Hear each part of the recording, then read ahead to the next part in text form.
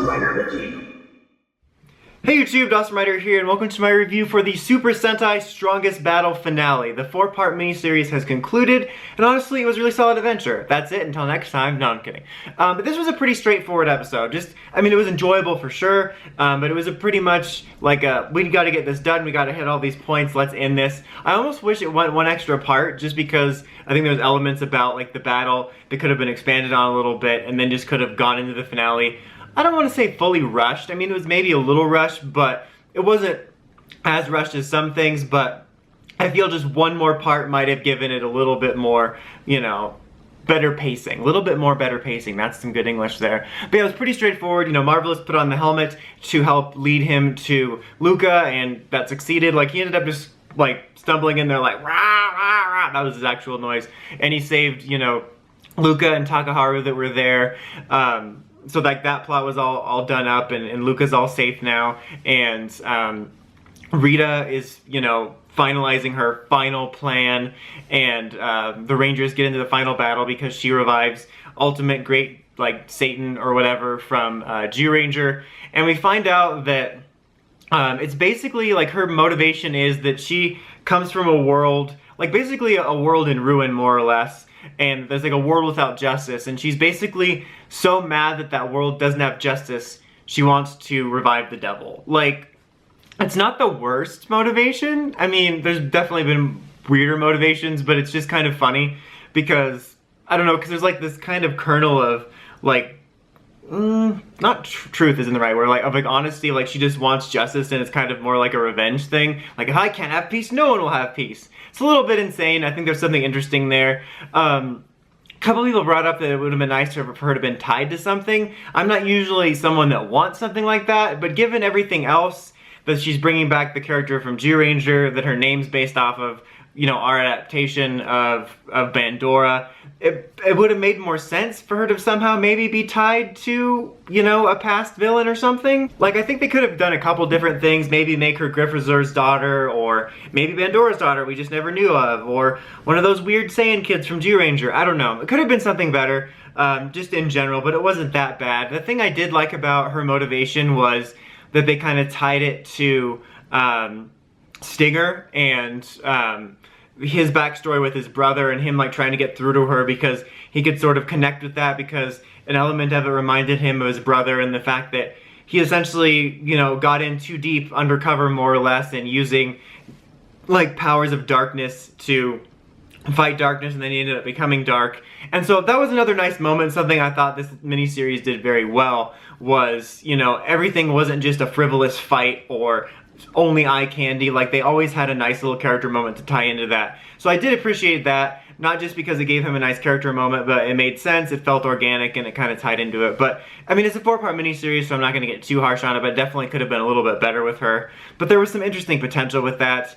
But we get, like, the final battle sequence where they all, you know, transform, and we do a roll call, and they all use sort of their power-up forms, although since Gokai Red doesn't really have one, he uses Guys, and instead of using like Whale or something, Yamato uses that triple power-up that sort of combined all his forms. So we get our finally action sequence with that, and then they end up doing the finishing blow with, they get like the spirit of Go Ranger, like, oh, we can defeat him with these old and busted suit powers, and that's how they kind of do it. They do this attack, and they have like each of the main characters of this special with like all the reds surrounding them, or a certain section of each of all the reds, and then they do like basically a final wave that pushes the Gokai Galleon into Ultimate Great Satan. I feel like there was a lot of stuff in this that was done because it was kind of last minute, which I'll get into in a second, but I did like the idea of the Galleon kind of just stabbing it, which was kind of cool, and they got the powers from that. They ended up getting saved at the end when Rita was like, no, my plan, and she turned into Geysorg. I don't know how she could just all of a sudden do that. Like, it seemed like she had no idea who Geysorg was. And, I mean, I guess I don't know, she just summoned it. It seemed like classic Toku nonsense where they just didn't care about what happened. Like they wanted to get somewhere and they didn't care how they got there. So she took up the guy's Zorg armor. They get saved by Ryu Soul Green and Black, who had been, you know, kind of questing throughout this special and then just got the golden ticket last time. And so they're basically there to show off Ryu Soulger, get people excited for it. Here are these suits, here is the shouting keys, here's the armor, and, you know, they save the day or help save the day. And then they, you know, arrest what's-her-face. And then, like, all the characters have this little moment where they're like, you know, I hope we see each other again. And Marvelous is like, no, we won't. And then Yamato's like, we will, as long as Super Sentai exists. Like, please don't cancel us ever. We gotta keep existing. Like, it was really on the nose, but I felt was kind of funny. And then at the end, there's kind of like an epilogue-y scene where, well, actually before that, there was a little moment where I think it was Takaharu that found one of those little crystals in his pocket that gave like a kernel of hope that Yamato might get his wish for that little kid. And we also found out that the people that actually can grant the wishes for that do exist. They just got done killed. But like in the little epilogue was the Master Red character from Ryu Soulger picking up, presumably it was him that picked up the Ryu Soulger helmet, but we get like a last shot of him kind of, you know, probably going into Ryu Soulger. I mean, I'm going to assume we'll see next week that Ryu Soulger's pilot kind of starts off with our characters getting their powers and they don't have them quite yet.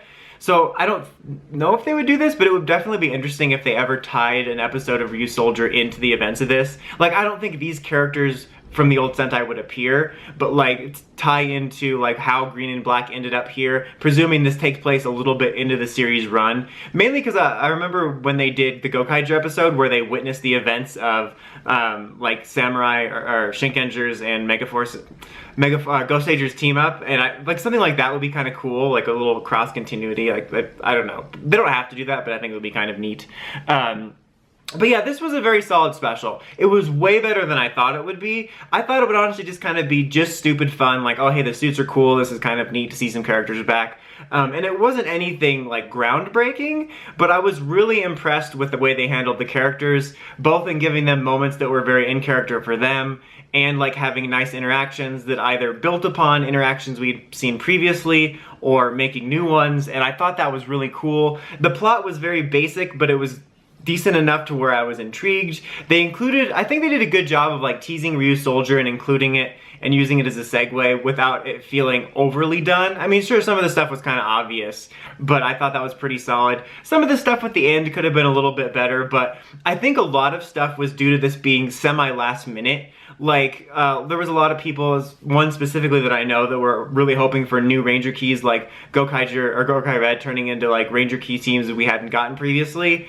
And in a way, I actually was surprised they didn't do that, even if it didn't lead to a key set soon. I was surprised just because the only thing they would really have to make is the key. Because like if Marvelous transforms into, you know, Shishi Red, or that's not right. That's Tokusatsu Gagaga. No, is it? Yeah, it's Shishi Red. Whatever. I got confused because it's Tokusatsu Gagaga. But the point is, if he transforms into a Q Ranger, so long as he's not doing like male green, all you have to do is use the same suit and just make sure the mannerisms are like Marvelous. But I think a lot of that was due to it being last minute. Like I think with the Zyuohger one, they probably knew far enough in advance they were doing something for the 40th.